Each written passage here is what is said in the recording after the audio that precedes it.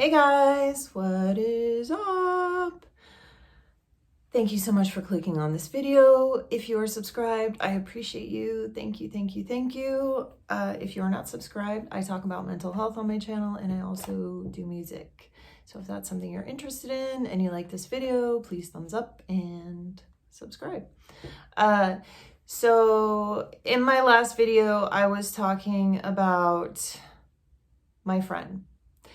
I had a friend who I met in my building, and I told you guys part of the story. I don't think I told you the entire story, so I'm going to try and tell you as much of it as I can without losing my train of thought and sitting here looking stupid. So I love that I laugh at my own jokes. So basically, my friend started going downhill really quickly. When I first met her, she told me a bunch of crazy stuff. And I knew she had borderline personality disorder, but because she told me I have borderline personality disorder. I've never seen a doctor, I've never taken medication, but I have borderline personality disorder. But when I first met her, she did my eyelashes. She does eyelashes, so she did my eyelashes for free. And she was talking to me and she was telling me that her husband has a secret affair with somebody else and he talks through an invisible earpiece. And she thinks, I said, well, is he not home very often? She's like, no, he's with me all the time. I think he's having an emotional relationship with someone and he uses an invisible earpiece. And she says he has a white noise machine and that he talks on his invisible earpiece.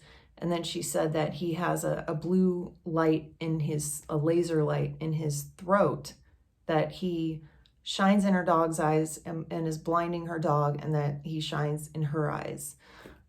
And I was like, well, why would he do that? Because she seems perfectly sane, but she's telling me this insane stuff. So I'm just, taking it at face value. Okay, he's doing that. Why would he do that? Is he trying to tell you something? Like, what's going on with that? So regardless of that, I hung out with her a few times after that. She's a really lovely person and she seemed fairly normal, but she did like to drink, and there were a few times where things were weird, and she started just really going downhill, doing a lot of drugs, doing PCP. I didn't know at the time, but she was doing meth also. And apparently cocaine and opioids, which I had no idea at the time.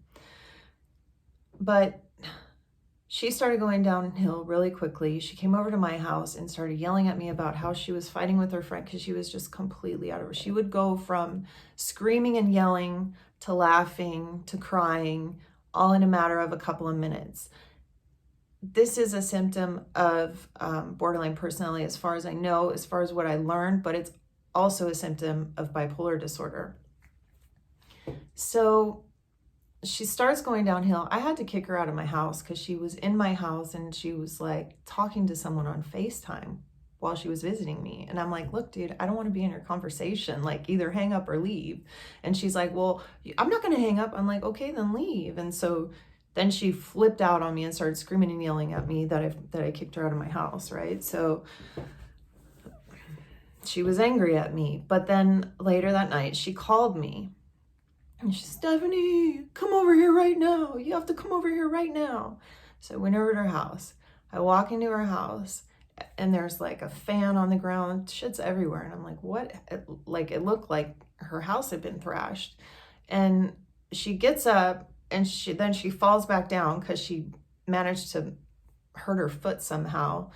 And she says, I'm in trouble. I stabbed my husband. And I'm like, what?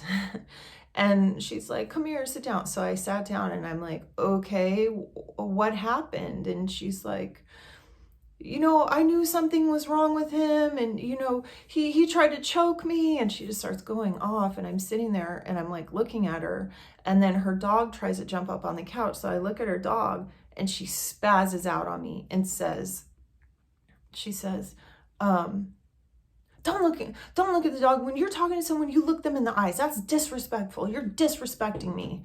And I was like, okay. I was like, I'm looking at you. I'm listening, like, talk.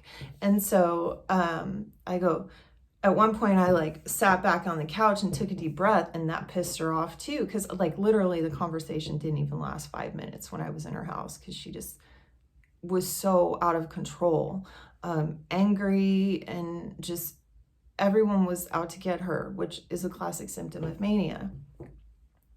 So later that night, my husband and I are walking our dog because I had to leave her house because after I like took the deep breath and leaned back, she really started screaming at me, and she got in my face and was pointing in my face and was like, "You don't disrespect me. You need to learn to respect people." And this is something that my dad would say when he would become severely angry and lose his temper. And there was one time in particular where, and this is where my own PTSD came in. She's sitting there screaming in my face, you need to respect people. You're being disrespectful by not looking at me or listening to me." And I swear to God, like I'm right back there in my kitchen when I was in high school, and my dad is sitting there screaming and yelling at me, "You need to learn how to respect people." And he pushed me into a garbage can. We had a big garbage can in our kitchen. He pushed me into it. And it was so traumatic. And it's not like he severely punched me or anything, although he has backhanded me a few times. But he's changed. He's become a better person. But I was literally right back in that spot. So I had to leave. I was like, I gotta go. I'm like, "Nikki, I'm not safe with you. I can't be here. Like, I just can't." And so I left, and then my husband and I are walking the dog, and her husband drives by, and he slows down and pulls over, and he's like, "Hey," and I see him, and he has cuts all over his face. He has a giant gash on his chest. One of our other neighbors actually stitched him up because she's a nurse, because he actually should have gotten a couple of stitches because she took a pipe and stabbed him with it in his chest. And he had bruises all over him. And she told me that he choked her. She didn't have a mark on her. If someone tries to choke you, there's going to be a really horrible mark on you're going to have marks. You're going to see. So I couldn't believe that it happened. I didn't talk to my friend any later that night. I didn't talk to her later that night until about 5 a.m. when she called me. And she was screaming and yelling at me, saying, "You need to get here right now. They're poisoning me. I'm gonna have a lawsuit." I'm like, "Where are you?" She's like, I'm in a motel." So I go to the motel, and she's checking out. I did talk about this part in the other video, but she's checking out, and I was so angry at the lady that gave her money back, because I told her I was coming, and it's like she needed help, and that lady just runs like a crackhead hotel and just wants the money. She doesn't give a shit about the people there. She knows she's renting rooms to felons and drug dealers, and she knows exactly what is going on. She just doesn't want to deal with anyone acting crazy, so she just wanted her out of there. She didn't give a shit about helping her. So anyway, so she left and came. She called me from the motel and demanded that I go over there. So I went over there, and right away, the situation got worse. She came home. I was able to convince her to talk to me for a little bit. And then before I knew it, she was leaving her apartment to go to the dog park, where she got beat up, where she had been drinking, and she was on a multitude of drugs. She was on PCP, she was on opioids, she was on cocaine, and she was on meth.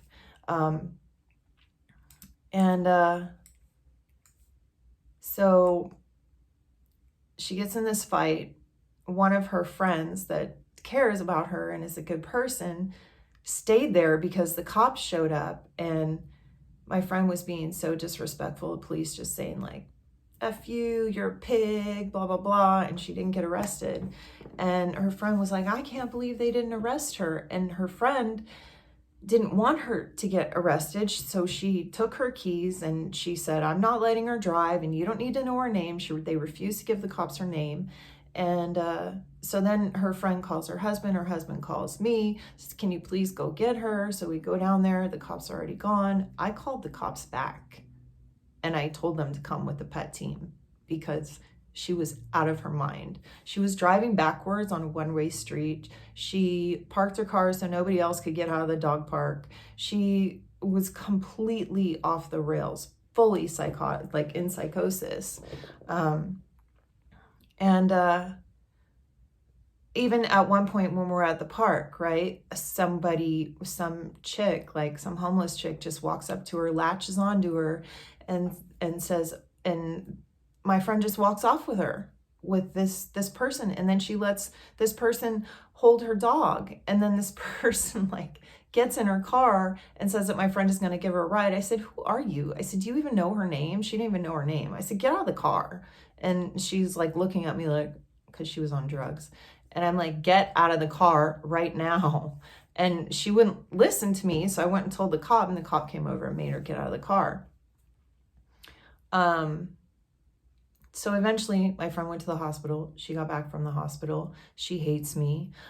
She totally, totally hates my guts. I tried to talk sense into her a lot. And I told her that, no matter what, I'll be there for her.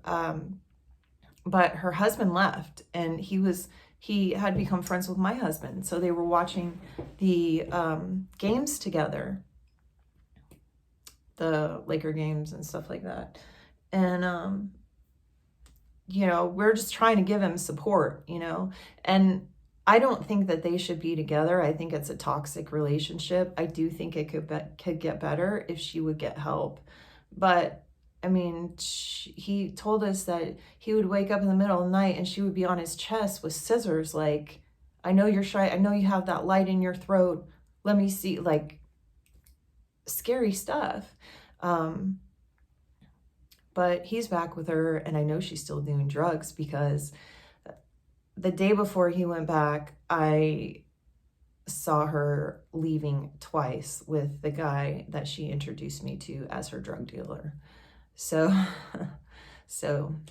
yeah. I think as long as you're in a relationship with someone like that, you're just enabling them.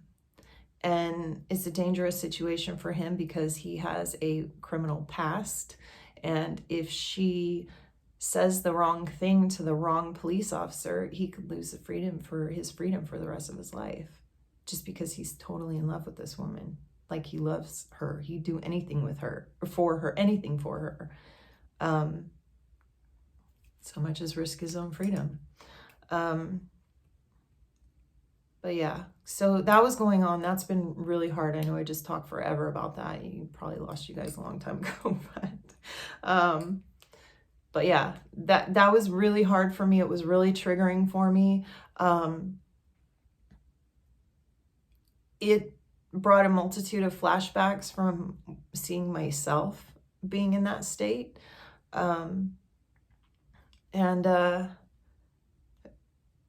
It was really difficult. I haven't talked to her since. She doesn't, like I said, it sucks because, I was really excited about that friendship. I knew she had mental health problems, but if you could help, if you accept treatment, if you accept that there is something wrong with you, which is very difficult to do for most people, you will get better. Your life will become a different life. You'll have a new life. Like seriously, like, before I was medicated, I was so depressed. And even when I wasn't depressed, there was still, I used to live my life trying to make everyone else happy. So I used to live my life for everyone else. And it wasn't until, okay, so like, I'm bipolar and I feel deeply, so I get emotional about stuff. So that's why I cry a lot if you're new here. I used to live my life for everybody else. I used to not say things that I was feeling. I used to try not to make any waves. I used to just forgive and forget all the time, constantly. I was constantly forgiving people without them apologizing. I was making excuses for the way that they were treating me. I don't do that anymore. I'm able to be proud of who I am and say what I want and not worry about what people think. I don't worry about people who judge me anymore because none of us is perfect. But anyway, I wanted to talk about humility with mental illness in this video, but it's already gone on too long. But yeah, I'm going to try and do, I know I've said this before, but it's different now. I'm going to try and do more vlogs. It was difficult with the situation that was happening. And I'm working on new music too. So hopefully you guys will get to hear more of that. Thank you so much for listening. If anyone else out there is going through something like this, where you feel helpless, I'm with you. Anyways, see ya. Until later. Bye.